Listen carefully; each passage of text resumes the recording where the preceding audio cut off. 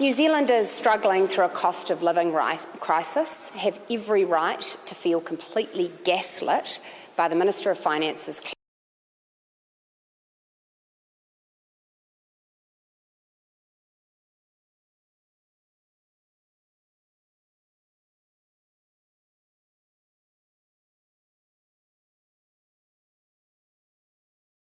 so out of touch today that he claimed victory tells me he needs to get out more. Will you take down the signs that say New Zealand is in recession? The Reserve Bank forecasts recession. For most New Zealanders, they feel like they are in recession. New Zealand is never technically in a recession, and certainly isn't now. Is National Bank talking down the economy? Let's not talk about what's technical, let's talk about what's real. The reality for far too many New Zealanders is that their wages have not kept up with inflation. They are struggling to pay their bills. They are struggling to pay their mortgage. It feels like a recession. And we can have a big debate about the technical numbers, but that is the cold, hard reality. And National knows that if we're going to get that cost of living crisis under control, we need better, more disciplined economic management to take pressure off inflation, to take pressure off interest rates, and to get the economy growing productively once again. Surely the issue is emphasising the role. Services seems to be holding up the economy while the primary sector suffers. What is National going to do to address that? Make that shift? Well, we want to see productive growth across the economy. We want to back our farmers, back our exporters, and ensure that businesses have the confidence to invest and grow. I've been talking to businesses over the last week, and I can tell you, when interest rates are up over 7%, things look bleak for many of them. They are very worried about what the future holds. A week doesn't go by where I don't have a New Zealander come up to me and say, if Labour win, I'm leaving. We can't go on like this. We are going to bring discipline back to government spending, reduce the income tax that working people pay, reduce the regulatory burden that is holding back investment and growth, invest in the infrastructure needed to drive growth, and put more of a focus on education and skills. Can we just be clear on the numbers, though? Do you see that second quarter of the recession to actually fulfil the technical definition of a recession now? Look, I just don't want to be talking about technicalities when I know the reality for New Zealanders, because I've been speaking to them on their doorsteps and in their homes, and for them, the economy has never felt bleaker. Many of them can't keep up with their own grocery costs. When the red light goes on their petrol dial, they worry about whether or not they can afford to fill it up again. This is just pure numbers, like was New Zealand in a recession or not? New Zealand has been through an extremely tough economic time and remains in a very tough economic time. It was not a recession technically now because that has been revised back to What we know is that the economy shrank at the end of last year and there was flat growth or negative growth on a per capita basis. New Zealand is the only country in Asia Pacific in recession. That's not true anymore. So what is it your take like? That we are forecast to be one of the slowest growing economies in the world next year, that our cost of living crisis has dragged into its third year, that interest rates are extremely high, and that New Zealanders are doing it tough. And if Labour want the debate at this election to be about whether this is their idea of a great economy, then bring it on, because if this is as good as it gets under Labour, it's not good enough. I don't acknowledge that. I think we are absolutely right to focus this campaign on the economy, how mismanaged it has been and how much hardship that is causing for everyday New Zealanders.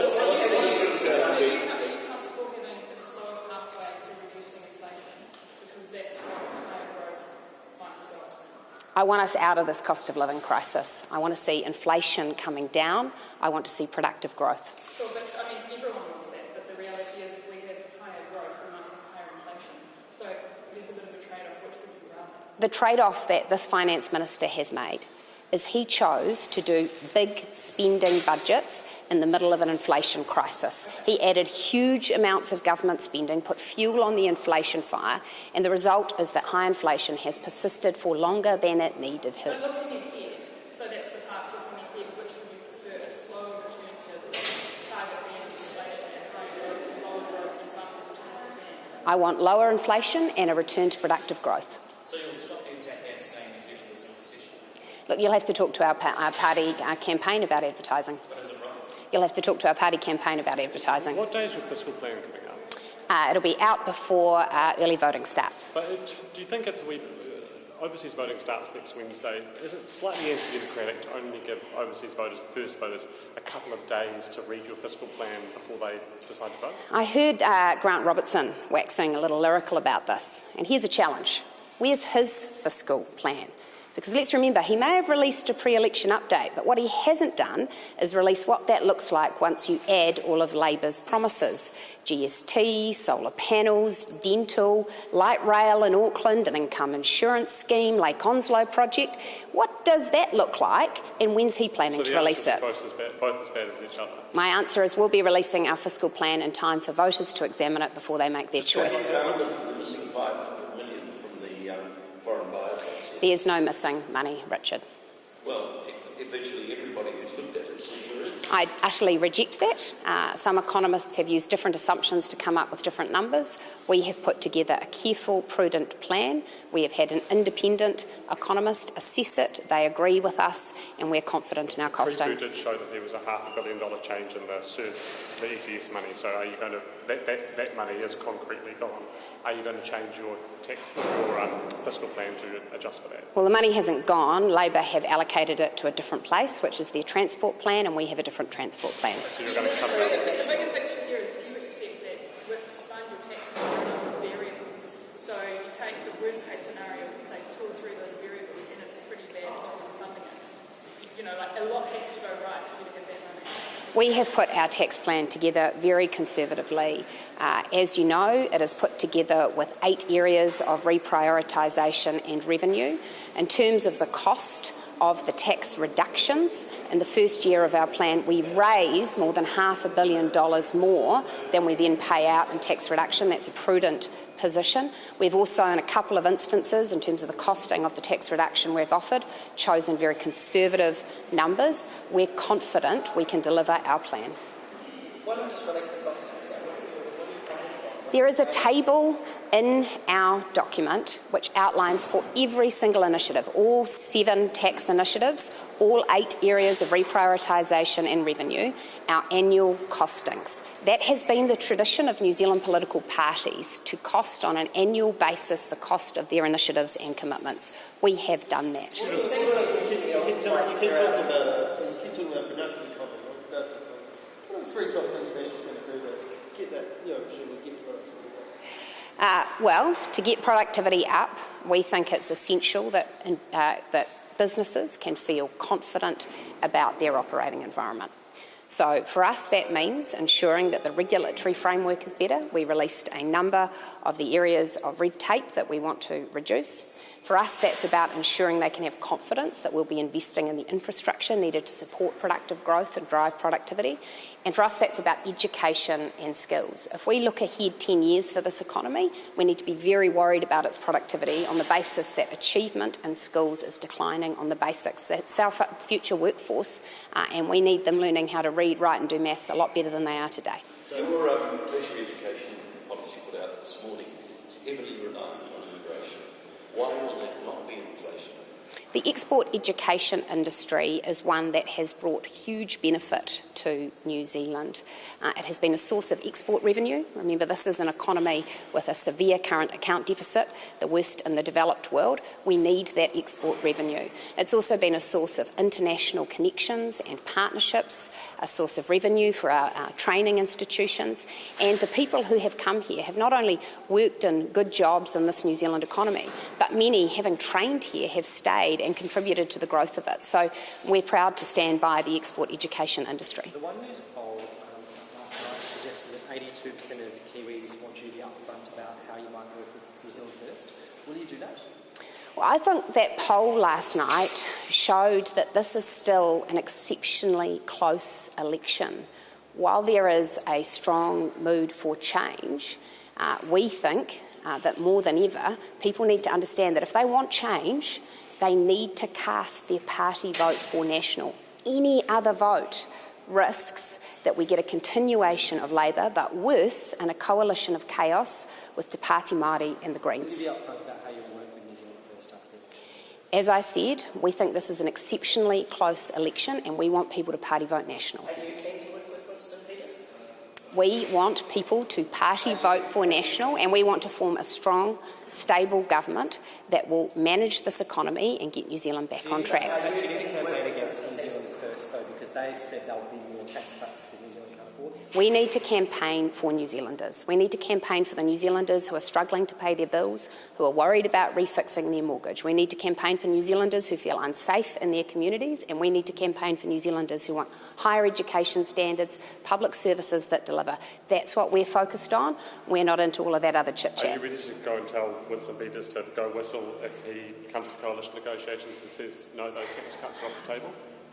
I think I've been quite repetitive. I am completely focused on asking people to party vote for national because it's my view that any other vote risks a coalition of chaos, Labour, Te Pāti Māori and the Greens, more economic mismanagement, an ongoing cost of living crisis and worse results for New Zealanders. The last polls showed that those voters are telling you that they want to know that when you sit down to coalition negotiations that those tax cuts that you've promised them are safe from Winston Peters. What voters are telling us is that they want a strong, stable government that will manage this economy better. And my message back to them is the way to achieve that is with a party vote for national. Is it all slightly sort of funny, I guess, that for months now, National's been saying New Zealand's in a recession, we're the only country in the region that's in a recession, and then today as it's revealed that, we weren't in a recession, and, obviously you only found out about that today, but after that you've decided that you're not into technicalities anymore, and no longer do you want to talk about technicalities because technically that was wrong. Well, by everyone's definition, we had been in recession, and I thought that married up with the experience of New Zealanders who every week when I am meeting them are telling me how tough it is. And not only do they feel like the cost of living crisis is crushing them now, but when they look ahead to a future under Labour, they see more bleak times ahead. And it is also true that the Reserve Bank has forecast recession this year. It is also true that many economists forecast recession. It's also true that many economists point to the fact that we will be one of the slowest growing economies in the world. So there's stats and there's data there. But my focus has always been and will always be the realities of the lives of everyday New Zealanders, and that's where it should be. Yeah, but you accept that the people are upset because there's inflation, right? They are employed even though there's been slow growth of their employed, they're annoyed because there's inflation. So to get inflation under control, we need to slow the economy. So is this not just what we need to do to take our medicine? I don't think it's fair for New Zealanders to be told that because Grant Robertson couldn't stop his addiction to spending, couldn't live within his own budget allowances, couldn't say no to the requests for more and more money from government agencies who wanted to pay more consultants, that New Zealanders then just need to take that with a grain of salt. Actually, we are here because we've had a government that mismanaged the economy, and no, that's not okay. Can you put a number now on the number of civil servants you're going to sack in Wellington as a consequence of your 6.5% cuts? That's not our policy. Our policy is to work with the chief executives of the government agencies we've identified and to ask them to identify the savings they think can occur quickly while prioritising and preserving frontline services. As a Wellingtonian and as a finance spokesperson, are the film subsidies safe under National, the film subsidy regime? Yes.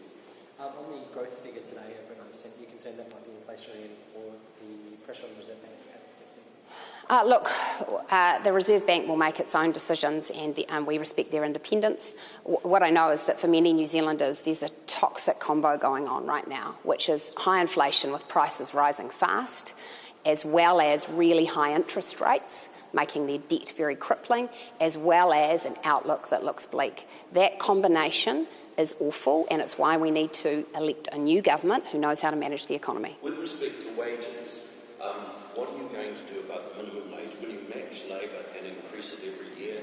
And will you also address increases in the living wage? Well, it's actually always been our policy to increase the minimum wage each year. I just want to clarify policy. The bright line test, when you bring it back to 2 years, would you include new builds or keep that exclusion from new builds? The bright line test we will bring back for the new builds. Currently, new builds are Yes, we will maintain the new build exemption. Sorry, I didn't quite get your question at first. You can repeat it if you wish. So previously, the new builds were included. Yes. If you get a new build and you sold it within 2 years, you would be taxed. Now, you're proposing to bring it back. Would you be taxed or wouldn't you be taxed? We will treat them the same.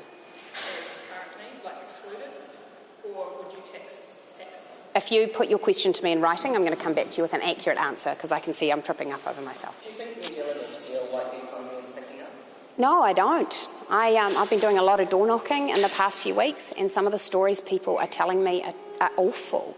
I met a superannuitant couple who told me they haven't gone to see their grandchildren for 2 years because they can't afford a weekend away. I've met parents who say that they're worried about how they're going to pay for their kids' sports fees. These are middle-income people who are working hard and can't make it add up. People are terrified about refixing their mortgages onto much higher interest rates. People are terrified about the rising price of petrol. They are worried about where the economy is going, and many of them are saying to me, if we don't get a change of government, we're leaving, because the only place they can see hope is on the other side of the ditch. Well, my message to them is if you want a better New Zealand economy, you have to vote for National. We'll get the economy back on track. And if the vast majority of New Zealand voters want political parties to be upfront about when they're going to coalition, don't you think it's disrespectful to the electorate to not be upfront? I think we've been very upfront about our intentions and the kind of government we want to run. We've been clear that we want a party vote for National, and that is the best way to ensure a change of government. And I think New Zealanders are sending a very clear message that they want change too. So we're being straight with them. If you want change, party vote National. Look, we're now getting into discussions about coalition arrangements and confidence and supply arrangements. As you appreciate, those are ultimately matters for the leader. If you've got any other economic questions, I'm very happy to take them. National's finance spokesperson, will you go and talk to your campaign manager and reiterate to stop the recession attack? Look, you're very welcome to go and talk to our campaign manager. You will have noticed that our ads continually update throughout the campaign. Thank you.